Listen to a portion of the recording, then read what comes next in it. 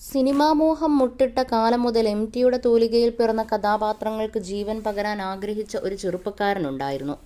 അതിനായി ആ ചെറുപ്പക്കാരൻ ടിക്കടുത്തെത്തി തൻ്റെ മുന്നിലിരിക്കുന്ന യുവാവിൻ്റെ ഉള്ളിലെ അഭിനയമോഹവും നടനപ്രതിഭയും സംസാരത്തിലൂടെ തിരിച്ചറിഞ്ഞ ടി തൻ്റെ അടുത്ത സിനിമകളിലേക്ക് അവസരം നൽകുന്നു. അവിടെ പിറക്കുകയായിരുന്നു മമ്മൂട്ടി എന്ന മഹാനടൻ. അതിനു മുൻപേ ചെറിയ കഥാപാത്രങ്ങളെ അവതരിപ്പിച്ചെങ്കിലും ടി കഥയും തിരക്കഥയും രചിച്ച വിൽക്കാനുണ്ട് സ്വപ്നങ്ങൾ എന്ന ചിത്രത്തിലൂടെയാണ് മമ്മൂട്ടി ആദ്യമായി ശ്രദ്ധിക്കപ്പെട്ട വേഷം അവതരിപ്പിക്കുന്നത്.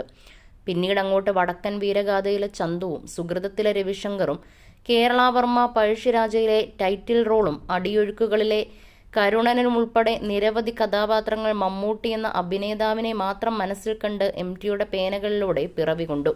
ആ കഥാപാത്രങ്ങളുടെ സൃഷ്ടാവിനോട് അങ്ങേയറ്റം കൂറുപുലർത്തി മമ്മൂട്ടി തൻ്റെ നടന വൈഭവം പൂർണ്ണമായും പുറത്തെടുത്ത് ചന്തുവും രവിശങ്കറുമെല്ലാമായി ജീവിച്ചു.